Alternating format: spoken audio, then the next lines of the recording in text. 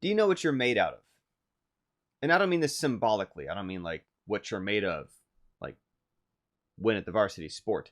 What I mean is physically what your mass is composed of. You probably remember from biology that you've got like some DNA in there, you've got some protein, you got some stuff. There's carbohydrates floating around. We know that word from basic nutrition, mitochondria, all kinds of stuff, ribosomes or whatever. But what are those made out of? And we can actually trace this back to asking the same question about plants. And what are plants made out of? And we know that plants need water, they need soil, they need sunlight. And so I think our first assumptions, well, we don't really drill in on this question. It turns out it was actually a harder question to answer than it seems like. There's ways that they, early days, were able to sort of try to do this experimentally. Later on, lots of Nobel laureates were able to validate the exact processes that do it. But a plant is not made out of sun. It uses sunlight. A plant has a lot of its mass from water. But when a plant goes from being a small sapling to a giant tree, the difference isn't water. That has added layers to it. Turns out that it's also not soil, even though it's often our first assumption. I mean, a tree is so sturdy, it's almost like a rock, certainly a big one, and it just seems logical that if we grew a tree out of soil, somehow or another, isn't it sucking up that dirt up into it or something to give it that physical mass? And it's not.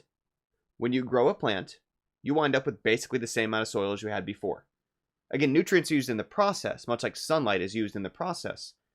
But the vast majority of physical mass, when a plant goes from small to big, for any kind of plant, is coming from the carbon dioxide. It's coming from the air. The carbon in carbon dioxide becomes the carbon of carbon-based life forms, the building block of every single piece of that plant. We then eat those plants, or those of you who eat animals who eat the plants, or eat other animals eat the plants, but at some point it all starts from the carbon dioxide being turned into living matter inside as part of that plant. As it grows another layer on the outside, as it gets bigger and bigger. Other animals eat that, or we eat that, and so then we wind up composed also of the same carbon of basically chemically rearranged, ultra-dense carbon dioxide.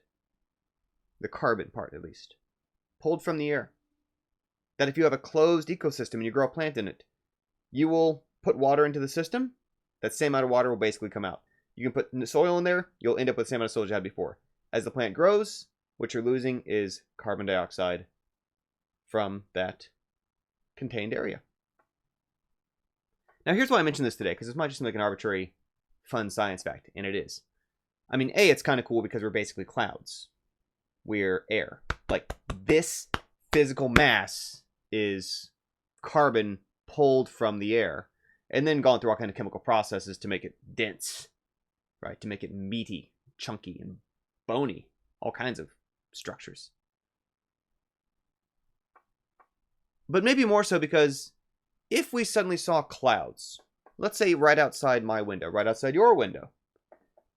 Let's say I could point this camera out this window and you would see clouds that had swept into having a form that wasn't just the usual cloud of moisture being held adrift in wind, precipitation before it dissipates, but instead had enough form to it to basically be doing things that we kind of judge as signals that that thing might be alive. It seems to move about on its own. It seems to have some articulated motion. It seems to interact with the other clouds that are doing this. It seems to have some sort of drive to do something, some sort of interest to do something. Is it making things? Is it conversing with other clouds? What is it doing? And now it's still the cloud. It's still going to dissipate. We're still going to dissipate. We're also clouds.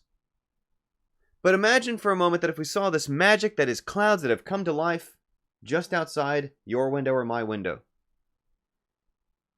And what a shame and waste it would be if what we saw those clouds doing was being cruel to each other, putting each other down, being harsh with one another, being impatient with one another, before they dissipate back into the atmosphere that their mass came from. What a bizarre sight that would be if inanimate matter, through whatever means, spiritually or scientifically or otherwise you personally choose to prescribe to, swept into animation form, moving, interacting body, with a finite amount of time before it dissipates. And if it used that to then beat up on the other ones, verbally or otherwise, before it dissipated. What a waste! What a disappointment. As compared to if we at least saw it trying to do what it could to help the other clouds, to do something by any definition worthwhile. It's often a lot easier to say from the outside what something else should be doing, right? I mean, like if one of those clouds, if some of those clouds were creating things, we might not be surprised, even if still a little appalled, that so many other clouds, instead of creating their own things, would use their time and energy to put down the thing being made by the clouds that are creating stuff. But I'm also reminded of a little short point here from our cross-country team in middle school. Our gym teacher, and my adult perspective now is much different than it was a middle school kid.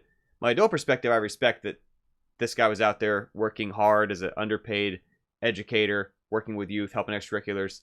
So, adult perspective aside, as a middle schooler, it certainly was a striking image to us that we had a very out-of-shape PE coach, and when runners would be doing cross-country, he would be driving in his pickup truck alongside the runners, yelling at them to run harder.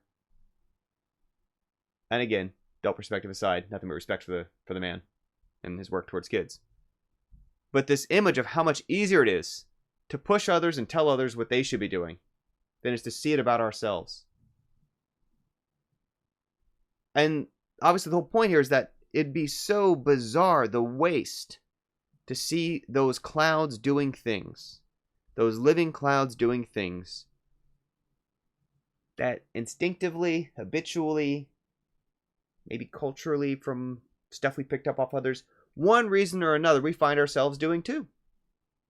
That if we were outside it, if we couldn't just use the excuse, we're people, that's what people do, right? I mean, how quickly would we just say that's what clouds do? They're just like that.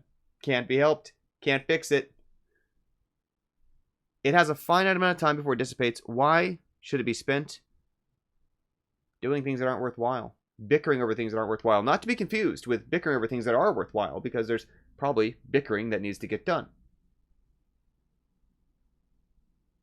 But somehow, by anyone's definition, doing something to help the other clouds, move things along, do something interesting, say something interesting. It's been a while. Obviously, you've probably noticed, those of you who follow this channel. I very proud and happy with how the audiobook stuff came out. Obviously, as I've alluded to a few times, I was going through some personal stuff, which I avoid the details of online. I am back from that, and kind of obviously putting my foot back in the water. I'm probably going to change direction one way or the other. I'm not quite totally sure yet what it's going to be, what form it's going to take. We'll be doing some experimentation, probably, as I often do.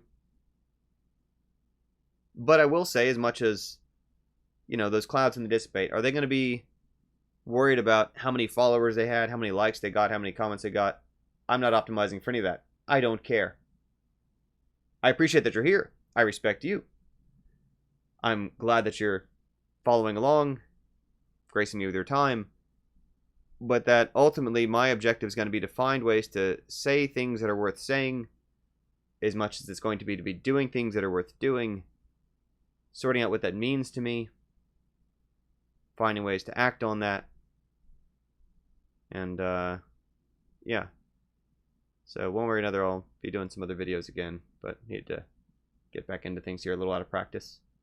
Thanks for being here. Thanks for following along. Catch you next time. Bye for now.